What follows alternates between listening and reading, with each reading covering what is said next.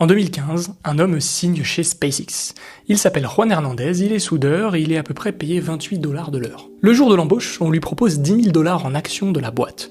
Il connaît même pas SpaceX, il sait pas ce que ça vaut, il sait pas ce que ça deviendra, mais il signe quand même. 10 ans plus tard, SpaceX entre en bourse et les 6500 actions de Juan, le fameux soudeur, valent plus d'1 million de dollars. 1 million pour un mec qui en apparence ne soude que des fusées. Alors la question que tout le monde se pose, c'est comment ? Comment un ouvrier qui touche un salaire payé à l'heure peut devenir millionnaire? Et surtout, comment est-ce que ça contredit une idée qu'on nous répète depuis 150 ans, une idée qu'on tient de Karl Marx qui nous disait que le travailleur se fait toujours voler par le capital? Aujourd'hui, je vais vous montrer pourquoi Marx avait tort et comment Juan Hernandez est l'exemple parfait qui le contredit. Pour comprendre ce qui se passe, il faut remonter au 12 juin 2026, donc très récemment. Ce jour-là, SpaceX entre en bourse. Je vais pas vous refaire tout l'empire de Musk, je l'ai déjà fait dans une vidéo précédente, donc je vous invite à aller la voir, mais ce qu'il faut retenir aujourd'hui, c'est juste un mot. Entrer en bourse, c'est une IPO. Donc, ça veut dire quoi concrètement? Jusqu'à présent, SpaceX, c'est une boîte privée. Ces actions, vous pouvez pas les acheter, il y a que les fondateurs, les premiers investisseurs et les salariés qui en ont. Entrer en bourse, ça veut donc dire qu'on ouvre le capital au public, et à partir de ce jour, n'importe qui peut acheter une part de SpaceX sur les marchés financiers. Et là, accrochez-vous parce que les chiffres commencent à faire mal au crâne. L'action est introduite en bourse à 135 $. La boîte lève donc 75 milliards de dollars d'un coup. C'est tout simplement la plus grosse IPO de l'histoire. C'est 2 fois celle d'Aramco en 2019, une boîte pétrolière. Ça valorise donc SpaceX autour des 1750 milliards de dollars à peu près. Dites-vous bien que le premier jour, l'action grimpe encore, elle finit à peu près à 160 $ la journée, donc à peu près plus de 20% en une journée. La valorisation part donc vers la stratosphère, on est à 2100 milliards, et au passage, Musk devient le premier trillionnaire de l'histoire de l'humanité en toute détente. Aujourd'hui d'ailleurs, à l'heure où je tourne cette vidéo, l'action tourne autour des 200 $, c'est pour vous dire le délire.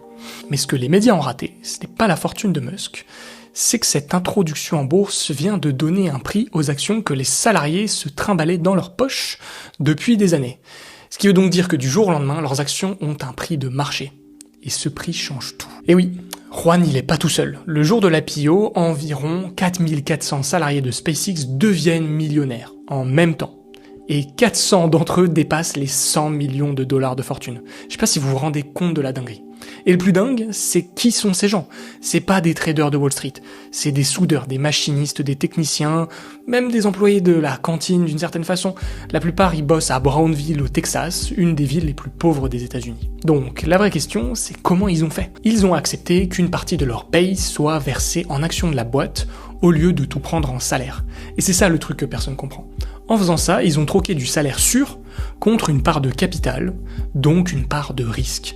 Si SpaceX se plante, leurs actions valent 0, personne ne leur garantit rien. C'est pas un cadeau du patron, c'est un mécanisme de marché tout bête.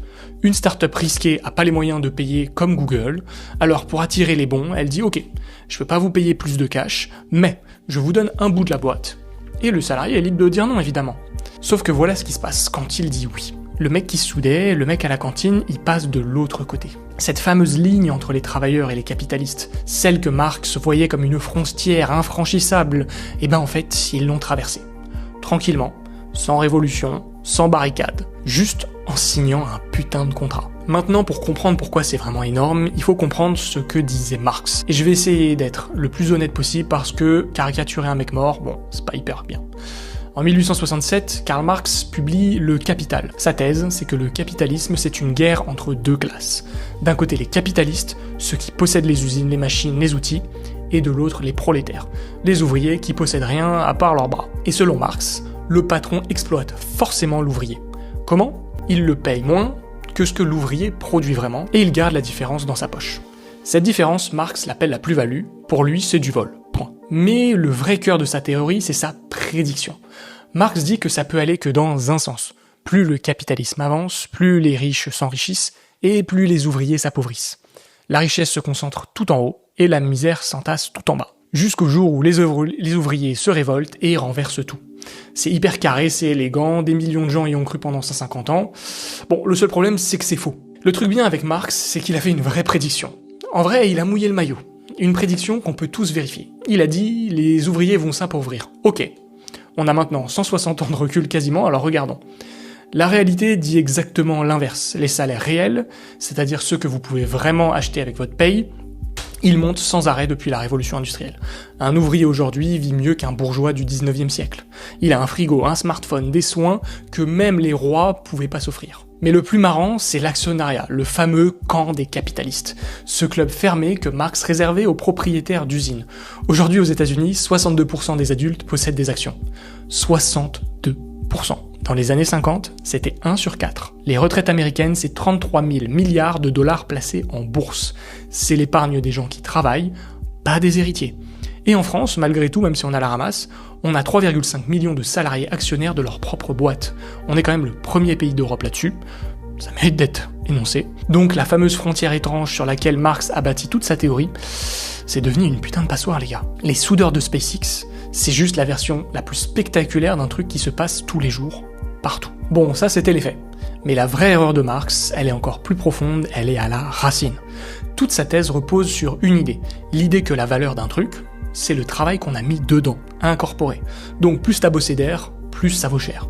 C'est ce qu'on appelle couramment la valeur travail. Sauf que c'est faux et c'est très facile à voir. Prenez un peintre du dimanche et un grand maître, comme Monet ou Van Gogh, donnez-leur le même pinceau, le même temps, la même toile. Le maître va vous faire un chef-d'œuvre à des millions et l'autre un truc invendable. Ils vont y passer le même nombre d'heures, mais ça va pas produire la même valeur. Pourquoi ?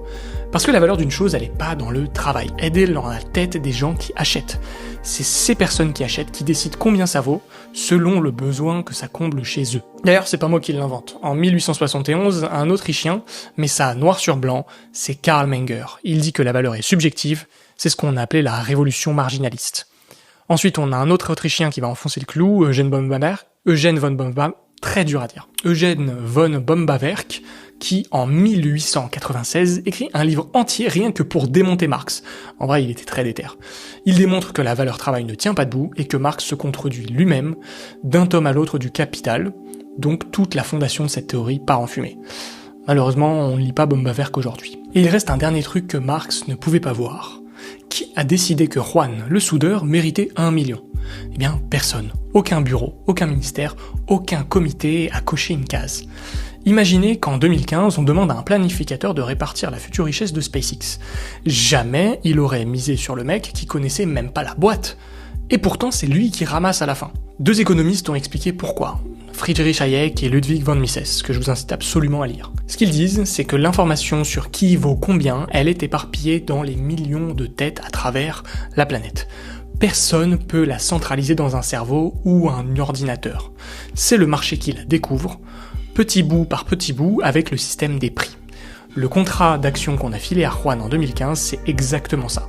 Un pari que personne aurait pu faire à sa place. Alors je vous entends déjà dans les commentaires et vous avez raison de me challenger. Alors prenons quelques objections sérieuses. La plus évidente, c'est de dire que je montre que les gagnants. Combien de boîtes ont distribué des actions qui valent 0 aujourd'hui ? C'est vrai, l'equity c'est un risque, pas une garantie, mais c'est exactement ça le point. Marx disait que le capitalisme appauvrit toujours l'ouvrier, systématiquement, comme si c'était une loi. Donc il suffit d'un soudeur millionnaire pour casser sa loi, qui se prétend absolue. Et surtout, ces gens ont choisi le risque, au lieu de subir une misère garantie, comme Marx leur avait promis. Ensuite, on va me dire que Musk garde l'essentiel, à peu près 42% du capital, 85% des votes, et que 400 personnes captent le gros. C'est vrai aussi, mais sa part, c'est le prix du risque qu'il a pris en 2002. Quand il a mis toute sa fortune dans une boîte de fusées où personne ne croyait, et surtout, Marx prédisait pas juste de l'inégalité, il prédisait la misère. Un soudeur millionnaire, c'est pas quelqu'un qu'on a appauvri, hein. Et puis, pour moi, l'objection la plus sérieuse de toutes, c'est qu'ils sont millionnaires sur le papier. Leurs actions sont bloquées pendant plusieurs mois, et si le cours s'effondre avant qu'ils puissent vendre, le million fond. C'est juste, et les premières fenêtres de vente arrivent dans les mois qui viennent. Donc oui, c'est pas de la richesse réelle, pas encore liquide, ça ajoute du temps, mais ça ne change rien au fond du mécanisme. In fine, ils vont empocher un gros pactole. Bon, et pour finir, il y a quand même un point qui me semble important, c'est que Karl Marx a écrit que le travailleur se ferait éternellement écraser par le capital. On se rend compte que 160 ans plus tard, un soudeur qui connaissait même pas SpaceX se retrouve avec plus d'1 million de dollars, potentiellement sur son compte dans plusieurs mois, juste parce qu'il a accepté de devenir un peu capitaliste lui-même. Et c'est pas une exception, c'est pas un coup de bol, c'est le capitalisme qui fait ce qu'il a toujours fait. il crée de la richesse, il ouvre la porte à ceux qui acceptent de prendre le risque d'entrer. Marx voulait abolir la propriété pour libérer les ouvriers, la réalité a fait l'inverse, elle a donné la propriété aux ouvriers, et c'est ça qui les a libérés. Merci d'avoir écouté la vidéo jusqu'ici, j'espère qu'elle vous aura plu. J'ai adoré faire ce sujet parce que je le trouve ultra pertinent de connecter l'aspect historique des théories de Karl Marx à l'actualité chaude, donc celle de SpaceX. Donc si vous avez apprécié, n'oubliez pas que vous pouvez liker la vidéo, vous pouvez me laisser un commentaire pour me donner vos retours. Vos retours sur les précédentes vidéos m'ont fait hyper chaud au cœur, donc n'hésitez pas à le faire. Vous me l'avez même fait en DM, donc merci beaucoup. Si vous êtes sur mobile, vous pouvez booster la vidéo, faites-le, vous pouvez le faire même jusqu'à 3 fois sur celle-ci.